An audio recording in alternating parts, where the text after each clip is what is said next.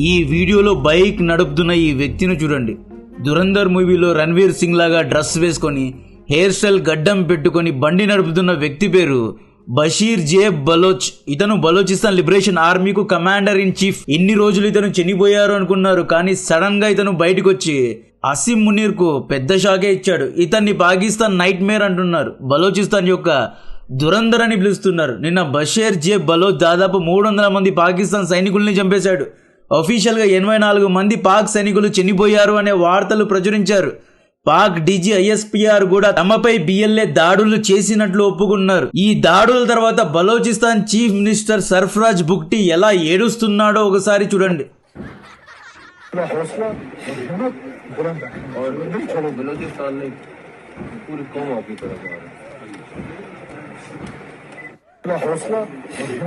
సర్ఫరాజ్ బుక్టీ ఎవరు? Pakistan peoples party అంటే Amul baby Bilawal Bhutto పార్టీకు చెందిన వ్యక్తి. తను షెహబాజ్ షరీఫ్ కు చాలా కావలసిన వ్యక్తి. బిఎల్ఏ ఫైటర్స్ యొక్క దాడులు చూసి కళ్ళ నుంచి నీళ్లు బయట పెట్టాడు. బషీర్ జేబ్ స్టోరీ సినిమా స్టోరీ లాగా ఉంటుందండి.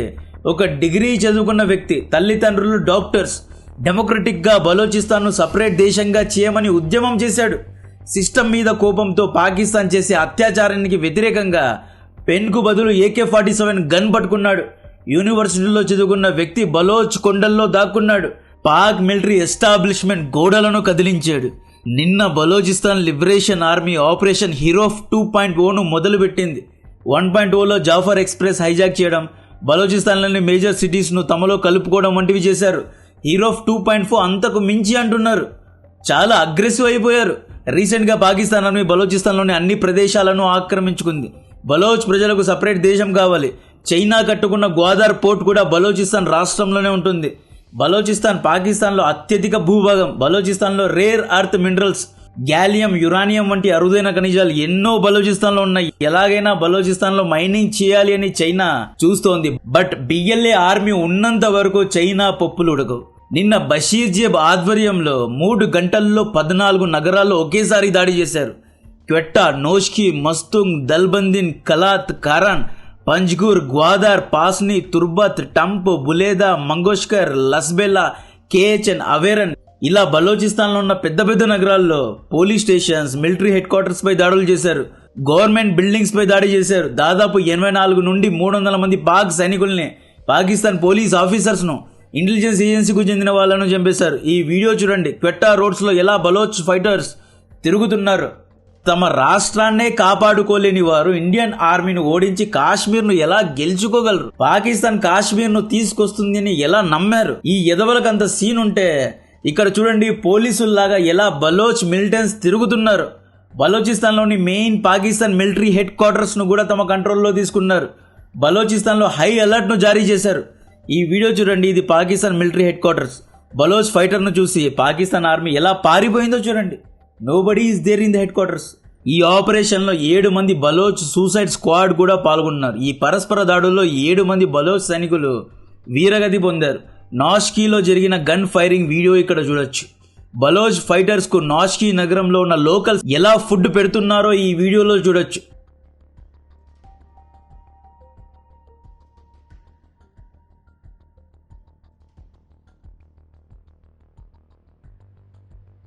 బషీర్ జేబ్ కూడా నాష్కీ నగరానికి చెందిన వాడే. చైనా పోర్ట్ సిటీ కట్టుకున్న గ్వాదార్లో కూడా దాడులు చేశారు. బలోచిస్తాన్లో చైనా $65 బిలియన్ ఖర్చు పెట్టి దాదాపు 6 లక్షల కోట్లు ఖర్చు పెట్టి సీపాక్ ప్రాజెక్ట్ ను కడుతోంది.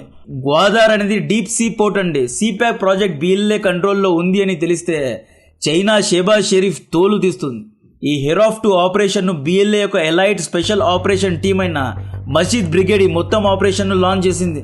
వీరితో పాటు ఫతే స్క్వాడ్ అండ్ జిరాబ్ అనేబడే ఇంటెలిజెన్స్ వింగ్ కూడా పాలు పంచుకుందంట.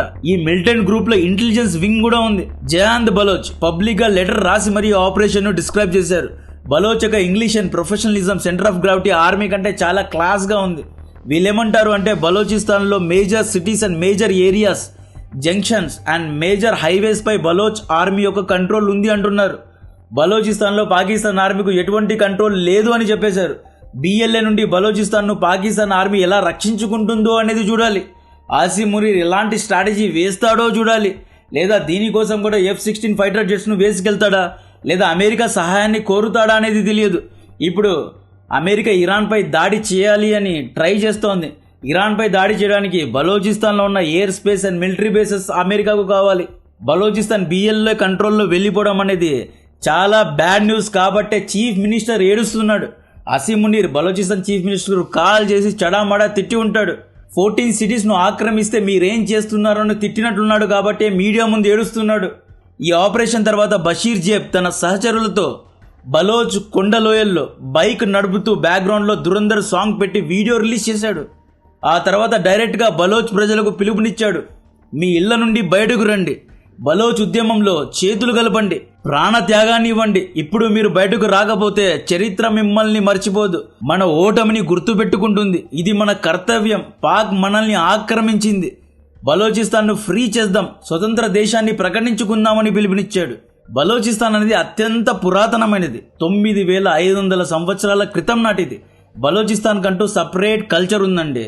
బలోచిస్తాన్ రాజుకు పాకిస్తాన్లో విలీనం అవ్వడం ఇష్టం లేదు. అయినా బలవంతంగా జిన్నా 1947లో బలోచిస్తాన్ను ఆక్రమించాడు. టెక్నికలీ బలోచిస్తాన్ ఈధర్ ఇండియాలో అయినా ఉండాలి, అఖండ భారత్లో అయినా ఉండాలి, లేదా సపరేట్ దేశంగా అయినా ఉండాలి. 1947లో కృత్రిమంగా నియమింపబడ్డ పాకిస్తాన్లో ఇది ఎప్పటికీ కలవకూడదు. బషీర్ జేబ్ చనిపోయాడు అనుకున్నారు, ఆఫ్ఘనిస్తాన్కు పారిపోయాడు అనుకున్నారు.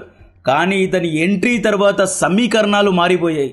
ఇక తమ నాయకుడు లేడు అనుకునే వారికి ఆశాకిరణంలాగా బషీర్ కనిపిస్తున్నాడు.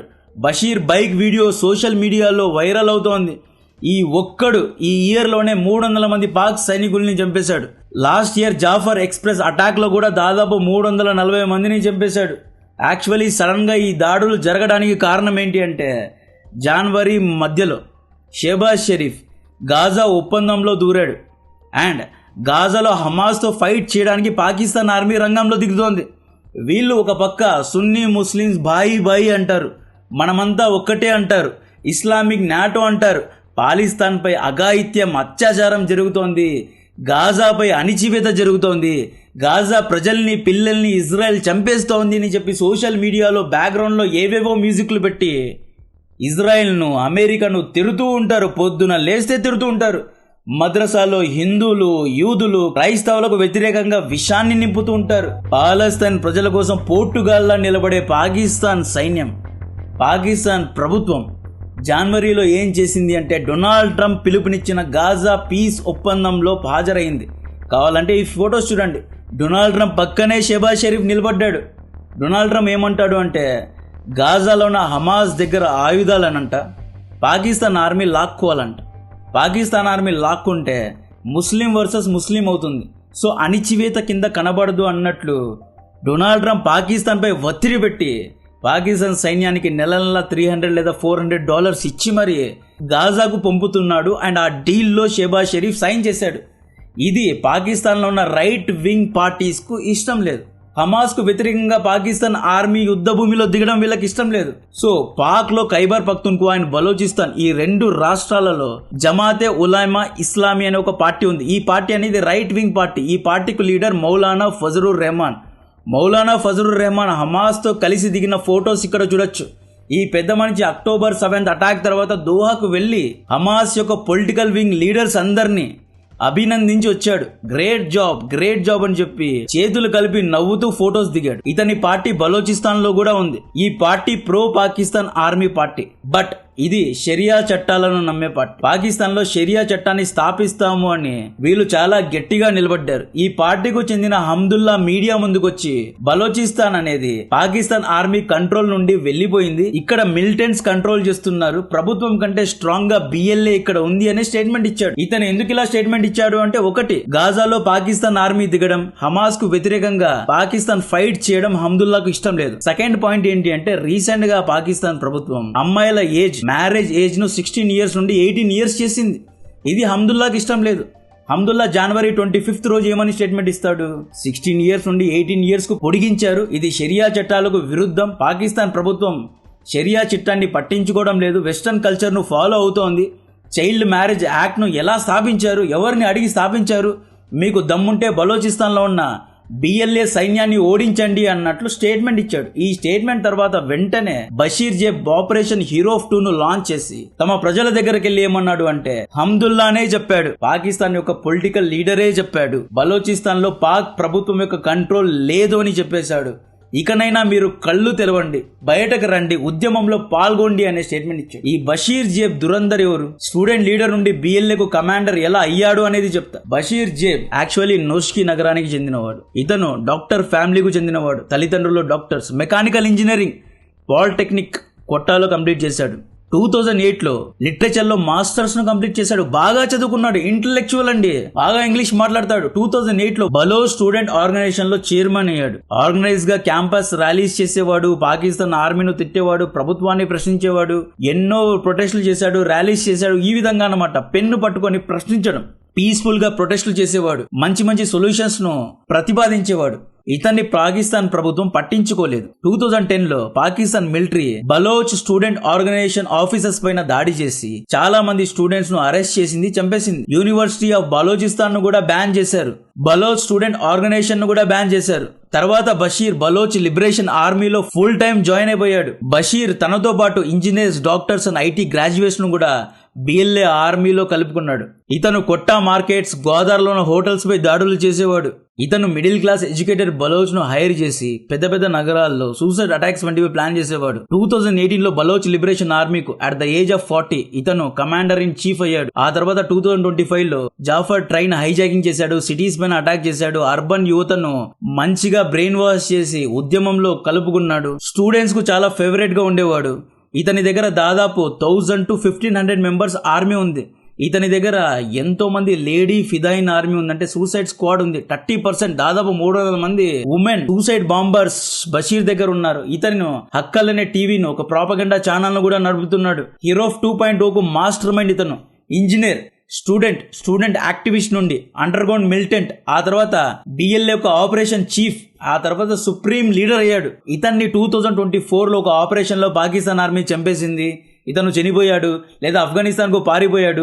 బషీర్ జేబ్ ఇక్కడ లేడు అని చాలా మంది అనుకున్నారు. కానీ సడన్ గా ఇతను ఈ రోజు ప్రత్యక్షమయ్యాడు. నేను ఇంకా ఉన్నాను, బలోచిస్తాన్ కు స్వాతంత్రాన్ని తీసుకొస్తాను అంటున్నాడు. బషీర్ జేబ్ ను చూసి పాకిస్తాన్ ప్యాంట్లు జారిపోతున్నాయి. పాకిస్తాన్ కు నైట్ మేర్ గా మారింది. బషీర్ జేబ్ అనే వ్యక్తిని చూసి అసీం మునీర్ లిటరలీ భయపడుతున్నాడు. బషీర్ జేబ్ యొక్క అటాక్స్ ను చూసి బలోచిస్తాన్ చీఫ్ మినిస్టర్ మీడియా ముందు కళ్ళెంబట నీళ్లు పెట్టుకునే పరిస్థితి అక్కడ ఉంది. సో దీని గురించి మరిన్ని డీటెయిల్స్ ఇస్తూనే ఉంటా. కాంటెంట్ నచ్చితే వీడియోను లైక్ చేయండి, ఛానల్ ను సబ్స్క్రైబ్ చేసి అందరికీ షేర్ చేయండి. జై హింద్.